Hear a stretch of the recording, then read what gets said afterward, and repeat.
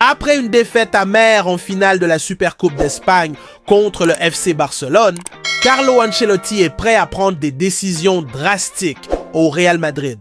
Le score de 5-2 survenu en Arabie Saoudite a non seulement mis en lumière les faiblesses défensives de l'équipe, mais a également remis en question l'efficacité du trio d'attaque formé par Mbappé, Rodrigo et Vinicius Junior.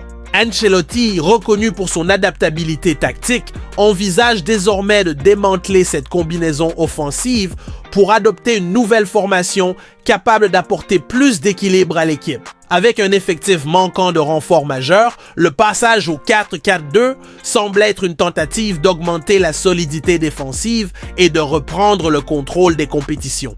La nouvelle stratégie vise à mieux exploiter le milieu de terrain, renforçant la récupération du ballon et permettant des transitions plus rapides. Bien que le trio offensif ait montré des moments de brillance cette saison, la fragilité défensive de l'équipe coûte cher lors des matchs décisifs. Ancelotti cherche une solution qui optimise le collectif, même si cela implique de sacrifier certaines individualités au profit de l'équilibre. Cette décision reflète l'insatisfaction des supporters et la pression croissante pour des résultats plus consistants, surtout après une défaite humiliante face au rival historique.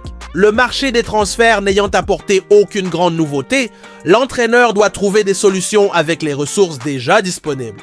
Le passage au 4-4-2 pourrait également offrir de nouvelles opportunités à des joueurs jusque-là sous-utilisés, tout en testant des dynamiques capables de mieux équilibrer attaque et défense. Pendant ce temps, de l'autre côté de la confrontation, le jeune talent Lamine Yamal du FC Barcelone a brillé intensément lors de la finale. Après le match, Yamal a été interrogé sur ses sentiments face au Real Madrid et sur la victoire qui a offert le titre au Barça. Faisant preuve d'une maturité remarquable pour son âge, il a répondu avec humilité. Le Real Madrid est une grande équipe et jouer contre eux est toujours un défi difficile, mais je suis heureux d'apporter de la joie à mon équipe en remportant un match aussi décisif contre le Real Madrid.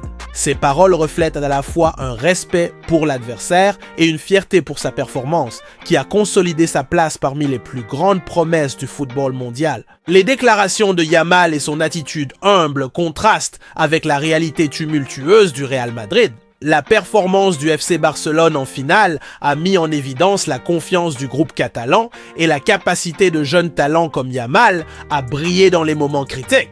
Désormais, Ancelotti doit repenser ses stratégies et trouver un moyen de redonner de la compétitivité au Real Madrid, qui semble de plus en plus éloigné du niveau affiché par son rival.